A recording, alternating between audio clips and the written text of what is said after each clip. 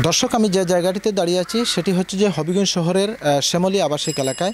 এই জায়গাটিতে আপনারা দেখতে পাচ্ছেন যে আমার পিছনে যে অংশটি সেটি হচ্ছে যে শ্যামলী আবাসিক এলাকার এই জায়গায় উন্নয়ন কাজ চলতেছে, কিন্তু এই উন্নয়নের কাজের কারণে সৃষ্টি হয়েছে জনদুর্ভোগ। আর এই জনদুর্ভোগের কারণে এলাকার মানুষ আসলে অস্বস্তি বোধ করছেন।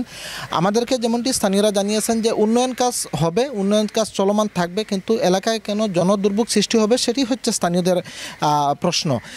আপনারা যেমনটি দেখতে পাচ্ছেন যে দীর্ঘদিন ধরে এইখানে ড্রেনের নির্মাণ কাজ চলতেছে এবং ড্রেনের নির্মাণ কাজ চলার কারণে রাস্তার কিন্তু দুই পাশে প্রচুর পরিমাণে ময়লা তুলে দেওয়া হয়েছে, ময়লা ফেলা হয়েছে এবং ময়লা ফেলার কারণে এখানে প্রতিনিয়ত রিক্সা, স্কুলগামী ছেলেমেয়েরা এবং এই এলাকার যারা বাসিন্দা আছেন তারা কিন্তু চলাচলে চরমভাবে একটা ভোগান্তির মধ্যে পড়ছেন বলে আমাদেরকে যেমনটি জানিয়েছেন। আরেকটি বিষয়, স্থানীয়রা যেমনটি বলছেন যে এ সকল উন্নয়ন কাজ কিন্তু মানুষের জনদুর্ভোগ সৃষ্টি করে, কখনো উন্নয়ন কাজ হয় না এবং এই জনদুর্ভোগ যতদূর সম্ভব লাঘব করেই কিন্তু উন্নয়ন কাজ চলবে।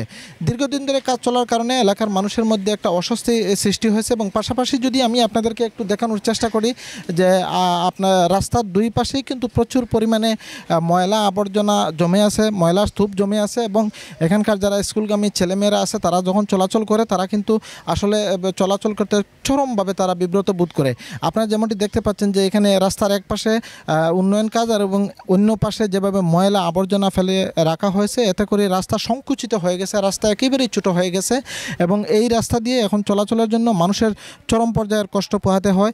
বিশেষ করে যারা স্কুলগামী ছেলেমেয়েরা আছে তারা কিন্তু নাকে আঙ্গুল দিয়ে চলাচল করে। আমরা এখানে স্থানীয় যারা বাসিন্দা আছেন তারা আমাদেরকে যেমনটি জানিয়েছেন যে যত্রছত্র ময়লা এবং ময়লা আবর্জনা ফেলার কারণে এমনটি সৃষ্টি হয়েছে এবং এক পাশে উন্নয়ন কাজ চলতেছে, অন্য পাশে রাস্তায় ময়লা ফেলে দেওয়া হয়েছে।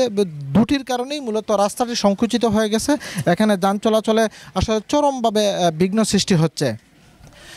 আমরা বেশ কয়েকজন মানুষের সাথে কথা বলছি, তারা আমাদেরকে যেমনটি জানিয়েছেন যে উন্নয়ন হচ্ছে এলাকার জন্য করতে হবে, উন্নয়ন কাজ চলমান থাকবে, কিন্তু এলাকার মানুষের দুর্ভোগ লাঘব করে উন্নয়ন হবে। এলাকার মানুষের জন্য দুর্ভোগ সৃষ্টি করে কখনো উন্নয়ন হয় না।